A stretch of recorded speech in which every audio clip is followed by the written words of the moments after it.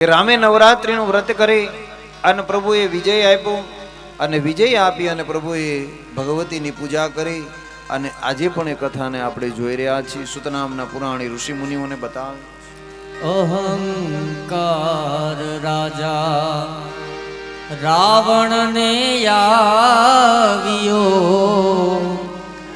રામે કીધી તી નવરાત્રે ભવ્ય તારી ભારતમાં ભક્તિ. નમો નારાયણી નમો નવદુર્ગા નમો યાદ્યા શક્તિ અંબે માતરે ભવ્ય તારી ભારતમાં ભક્તિ. અહંકાર જેદી રાવણને આવ્યો તેદી કીધી તી રામે નવરાત્રી ભવ્ય તારી માની ભક્તિ છે. અને એમાં નામને એટલે લખવું પડ્યું આદ્યાશક્તિની આરતીમાં પણ કે દસમે દસય અવતાર જય વિજયા દસમી રમાય રામ રમાડ્યા. આજે પણ લખવામાં દસમે દસ અવતાર જય વિજયા દસમી મા જય વિજયા દસમી રમાય રામ રમાડ્યા રમાય રામ રમાડ્યા રાવણ રોળ્યો માં. ઓમ જયો માં જગદંબે. દસમે દસય અવતાર જય વિજયા દસમી રમાય રામ રમાડ્યા રાવણ રોળ્યો. નવદુર્ગાએ દર્શન આપ્યા, રામને આશીર્વાદ આપ્યા અને રાવણ રોળવાની શક્તિ આપી એટલે કીધું કે રમાય રામ રમાડ્યા રાવણ રોળ્યો. આજે પણ શિવાનંદ સ્વામીએ વર્ણન કર્યું છે અને આપણે કાલે જોઈ ગયા હતા. તો માત્ર ને માત્ર શક્તિની ઉપાસના, ભગવતીની ઉપાસના, માની ઉપાસના એ વિશેષ ફળ આપે છે. જે રામા અવતારની કથા આપણે જોઈ, ભગુ ઋષિનો શ્રાપ લાગવાથી ભગવાનને અવતાર ધારણ કરવા પડે છે. આપણને કોઈ પૂછે કે આ ભગવાનનો રામા અવતાર થયો, વામન અવતાર થયો, મત્સ્ય અવતાર થયો, ભગવાનનો વામન અવતાર થયો, પરશુરામ અવતાર થયો, બુદ્ધ અવતાર થયો, કપિલ અવતાર થયો, આ બધા અવતાર થયા એનું કારણ શું? તો દેવી ભાગવતમાં લખ્યું છે ભગુ ઋષિનો શ્રાપ લાગ્યો એટલે ભગવાનને અવતાર ધારણ કરવા પડ્યા છે અને એના કારણે અવતારો છે. અને આ કથા હું તમને કહી દઉં કયા સ્કંદમાં આપી છે. ભગુ ઋષિની કાલ આપણે જોઈ ગયા હતા તો ચોથા સ્કંદમાં કથા આપેલી છે. ભૃગુ ઋષિનો શ્રાપ અને ભગુ ઋષિનો શ્રાપ લાગવાથી ભગવાનને અવતારો ધારણ કરવા પડે છે. એટલે શાસ્ત્ર બતાવે છે કે આ રીતે ભગવાનનો રામા અવતાર થયો છે. પ્રભુના કૃષ્ણની કથાની કહે છે, ભગવાનના કૃષ્ણ જન્મની કથા બતાવો કે મહારાજ મેં તમને જેમ સૂર્યવંશની કથા બતાવી એમ હું તમને આગળ હવે ચંદ્રવંશની કથા બતાવું છું. કે ચંદ્રવંશની અંદર આપણે જોઈ ગયા કે પહેલા પુત્ર થયા હોય તો કોણ છે? ચંદ્ર કોના પુત્ર? અત્રિ અને અનસૂયા. અત્રિ અને અનસૂયાના પુત્ર ચંદ્રમા છે. આપ જાણીએ છીએ શું કામ છે? તો આપણને પણ ખબર જ છે કે અનસૂયા કોના દીકરી? તો અનસૂયા દેવહૂતિ અને કપિલ મુનિના દીકરી. અત્રિ અને અનસૂયાના લગ્ન થયા ત્યારે અત્રિ અને અનસૂયાની ઉંમરમાં બહુ ફેર હતો.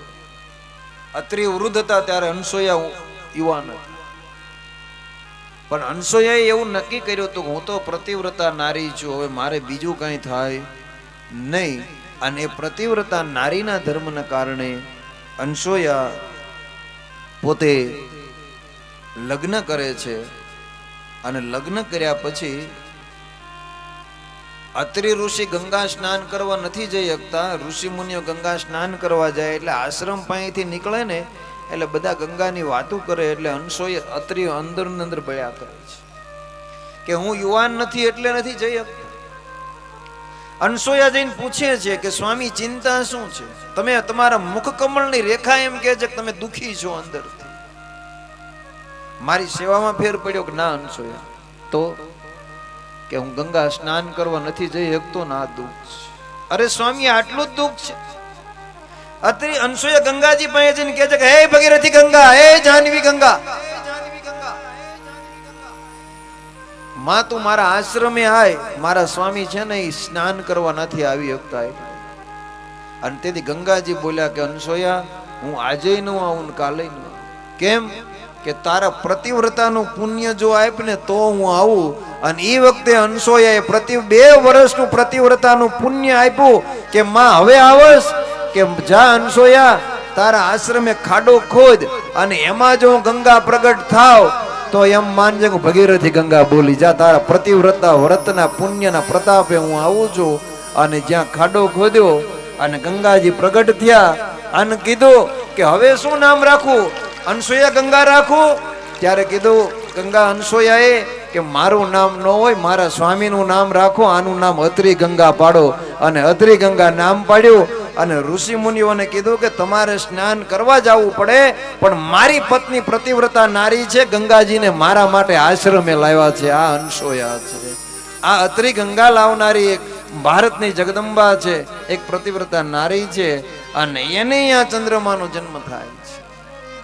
પણ શું કામ થાય છે કે અનસોયાનું જ્યારે પ્રતિવ્રતા વ્રત 3 લોકમાં ગવાવા માંડ્યું અને નારદજી વિચરણ કરતા કરતા ગયા. લક્ષ્મીજી કે અમે પ્રતિવ્રતા ધર્મ પાળીએ. શિવજીના ઘરેથી કે અમે પાળીએ. કે તમારા એકયનો પ્રતિવ્રતા ધર્મ મહાન ન ગણાય. મૃત્યુ લોકમાં આવો, અનસોયા જેવો પ્રતિવ્રતા ધર્મ કોઈ ન પાળી શકે. અને આ સાંભળ્યું એટલે 3 દેવોને બોલાવીને કહે છે કે જાઓ અનસોયાની પરીક્ષા કરવા જાઓ. અમારા કરતા પ્રતિવ્રતા ધર્મ મહાન છે. ભગવાન ના પાડે છે, પણ 3 જણા ગયા છે.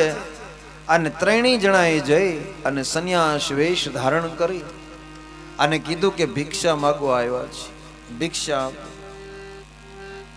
ભિક્ષા આપવા માંગવા આવ્યા છે, આપો. અનસોયા ભિક્ષા લઈ અને બહાર આવે છે. પણ 3એ કહ્યું કે એમ ભિક્ષા નથી લેવાની, તો કે તમારા શરીર ઉપર એકય વસ્ત્ર ન હોય, નિવસ્ત્ર થઈને ભિક્ષા આપો તો લેવાની છે. અનસોયાએ વિચાર કર્યો કે ક્યારેય યાચક પાછા ગયા નથી. જો પાછા જશે તો મારું નિયમ તૂટી જશે, અને જો શરીર ઉપર કપડું નહીં રાખવું તો પ્રતિવ્રતા ધર્મ તૂટી જશે. ધર્મ સંકટ ઊભું થયું, પણ કઈ વાંધો નહીં. 3ને ભિક્ષા દેવાની તૈયાર. એક સતી નારીનું સત જલેવા, એક સતી નારીનું સત જલેવા, દ્વારે આવ્યા શ્રી ભગવાન રે. માતા અનસૂયાને દ્વાર રે આવ્યા બ્રહ્મા વિષ્ણુ મહેશ. એક સતી નારીનું સતનું પરીક્ષા કરવા 3 આવ્યા. જગદંબા ઓળખી કે કોઈ સંત નથી, પણ આ દેવો છે. કઈ વાંધો નહીં, મારે નિવસ્ત્ર ભિક્ષા દેવાની છે ને? કે હા. કે થોડી વાર ઊભા રહી જાઓ. અને પાણીના કમંડલમાં પાણી ભર્યું હતું. એ બોલી કે જો હું પ્રતિવ્રતા નારી હોય તો આ 3ને હું બાળક બનાવી દઉં. 3ને બાળક બનાવી દીધા અને કીધું કે હવે ભિક્ષા લ્યો. દીકરાની પાસે દીકરાની પાસે નિવસ્ત્ર થાય તો વાંધો છે નહીં. અને 3ને પોતે બાળક બનાવીને કહે છે કે લ્યો હું ભિક્ષા દેવા આવી છું, ભિક્ષા લઈ લ્યો. અને તેથી 3ને ઘોડિયામાં બાળક કરીને હુરાવી દીધા. 3ને બાળક કરીને હુરાવી દીધા. નારદજી જઈને કહે છે લક્ષ્મીજીને, પ્રભુ, લક્ષ્મીજી પૂછે પ્રભુ કે પરીક્ષા કરવા ગયા છે, હવે પાછા નહીં આવે, વાટ ન રાખશો. 3 જઈ અને અનસૂયાજીને કહે છે કે અમારા સ્વામીને આપો, અમે તમારી પાસે હારી ગયા. અને તેથી અનસૂયા બોલ્યા કે તમારી પાસે પ્રતિવ્રતા ધર્મ છે ને? કે હા. તો આ 3 ઘોડિયામાં તમારા સ્વામી હુતા છે, તેને તમે ઓળખીને તમારી હાથે લઈ લ્યો, તમારા જે હોય. અને તેથી લક્ષ્મીજી પાર્વતી સામું જોવે, પાર્વતી બ્રહ્માણી સામું જોવે કે ભૂલમાં કદાચ કાંઈ ફેર પડી જશે તો હેરાનગતિ થશે. હવે શું કરવું? પણ 3એ કીધું કે માં, અમે તારી પાસે હારી ગયા, અમારી પાસે પ્રતિવ્રતા ધર્મ નથી તારા જેવો. આ તું જીતી ગઈ માં, અમને દેખાડ કે આમાં અમારા કયા સ્વામી છે. કે આપવું, પણ એક શરત છે, આ ઘોડિયામાં હુતા એ કઈ નહીં આપું, તમારા મૂળ સ્વામી આપું. પેલા ઘોડિયામાં બ્રહ્માજી સુતા છે, એ બ્રહ્માજીને આપ્યા, પણ કીધું કે ચંદ્રમાં મારો બાળક છે અને હું રાખું છું. બ્રહ્માના શરીરમાં જે ચંદ્રમાને પ્રગટ કર્યા ઘોડિયામાં એ અંશોયાને આપ્યા, બ્રહ્માજીને પોતે બ્રહ્માંડજીને પાછા આપ્યા છે. શિવજીને કીધું કે શિવજી પાર્વતીજીને કહે છે કે તમારા શિવજી પાછા આપું, પણ ઘોડિયામાં સુતા છે મારું બાળક નહીં આપું. મંજૂર હોય તો ઓળખાણ કરાવું કે હા શિવજીને આપ્યા, પણ ઘોડિયામાં જે શિવજીનો અંશ દુર્વાસા રૂપી સુતા હતા, દુર્વાસાને પોતાની પાસે રાખ્યા અને શિવજીને સોંપ્યા છે. લક્ષ્મીજી કહે છે કે મારા પ્રભુ કે આ હુતા એ ઘોડિયામાં ભગવાન વિષ્ણુ છે, કે મને આપો. આપું ખરા, પણ 4 ભુજાવાળા વિષ્ણુ આપું. જે ઘોડિયામાં હુતા છે ગુરુ દત્તાત્રેયને હું ક્યારેય આપીશ નહીં, મંજૂર હોય તો. અને ત્રણેય કીધું કે હા મંજૂર છે, અને ત્રણેય બ્રહ્મા વિષ્ણુ અને મહેશ સોંપ્યા. પણ દુર્વાસા, ચંદ્રમા અને ગુરુ દત્તાત્રેય ત્રણેયને પોતાના બાળક કરીને રાખ્યા. આ પ્રતિવ્રતા નારી છે, આ જગદંબા છે. અને એટલે કીધું છે કે ચિત્ત ચોરી ગયો મારો અંશોયાનો બાળ. આજે પણ ગુરુ દત્તાત્રેય બિરાજ.